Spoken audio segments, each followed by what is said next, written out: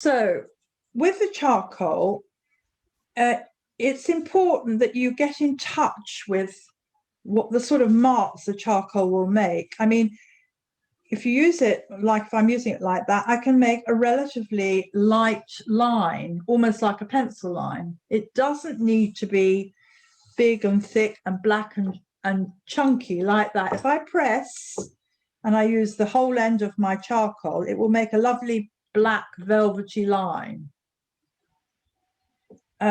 Similarly, I could use my charcoal on its side like this, and that's also can be quite useful at some point in the drawing.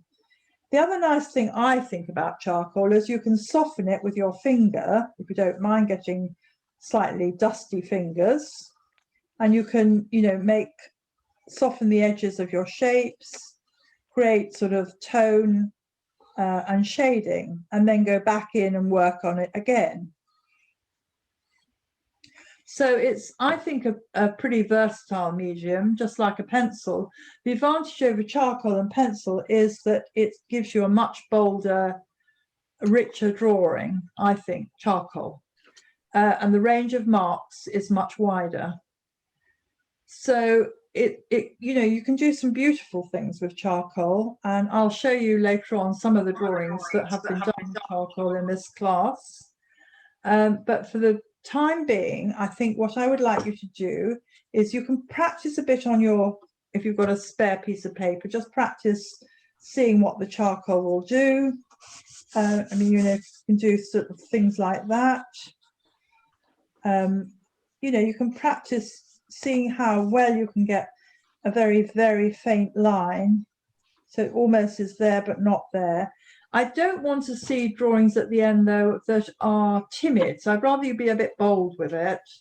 And if you are pushing in a large area of tone, well, maybe we'll come to this later on, but say I was going to deal with the cupboard behind my chair, which is dark, I might, actually deliberately, as it's already broken, put some, dark tone in like this around the chair. And what I don't want to see is the sort of marks that the charcoal's making of any like in a pencil. So always remember to just soften it over so there's not any kind of texture coming up from the paper, or it looks as though it's part and parcel of the paper. Do you understand what I'm saying? Okay, you'll get the feeling of it once we get going. So already I've got mucky hat fingers, so I've got some paper towel here. Useful to have a bit of paper towel. You can wipe your fingers on it. You can also use it as a tool for drawing. You can use paper towel to soften things. So if I put my finger here, I could actually go in a circular motion, and I could actually soften that black that I put in behind the cupboard. And the other thing which I just mentioned before we carry on with our drawings is a little piece of hard rubber. Mine's pretty dirty because I keep these for using with charcoal. Rubbers are good because you can actually use them to draw with. You can lift out little bits of black, to make highlights on the drawing. You'll see those light highlights. If you get a nice clean edge, and you may have to clean your rubber off a bit on the paper,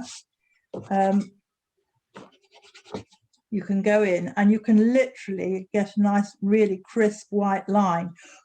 And often that, those little white lines can be quite effective in a drawing. Okay, so let's get started. As I say, you can keep one piece of paper for trying things out on.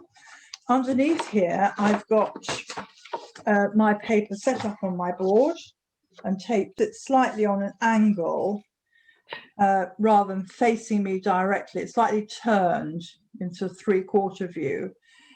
It means that the player perspective is coming into operation. So instead of that line, if it was facing me, if the chair was facing me directly head on, I would just see it like that as a straight line. Those straight lines, the bars of the chair, the bar going across, the seat coming towards me, and so on, and then the legs. But as it's not in that position, as it turned, I have to bear that in mind, that it affects the way I'm seeing the chair. So this is turned at an angle. This line is going slightly up.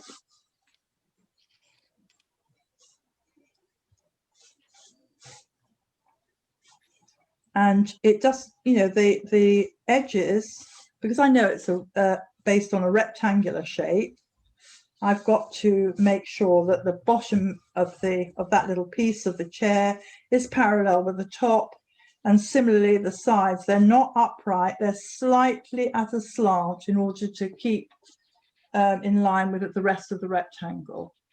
Okay, so if I was to draw a straight line in here, you could see that's not a straight line. And these, if I drew a straight line down here, you can see that these sides of the ends are slightly at an angle. Okay.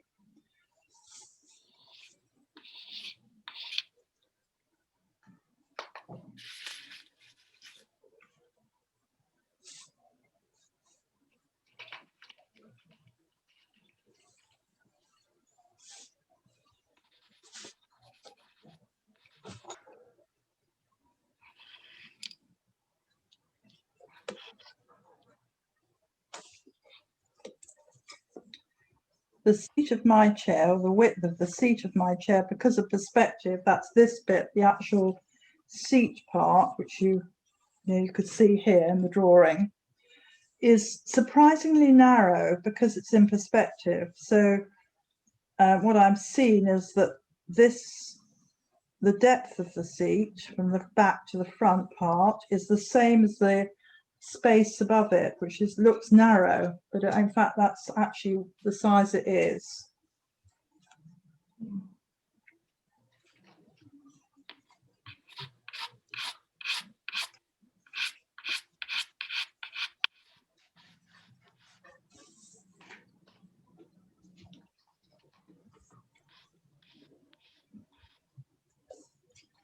And I would also suggest that because it's in perspective, the front edge is slightly wider than the back edge.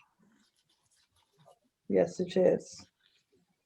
So this edge is considerably wider than the back edge because it's in perspective.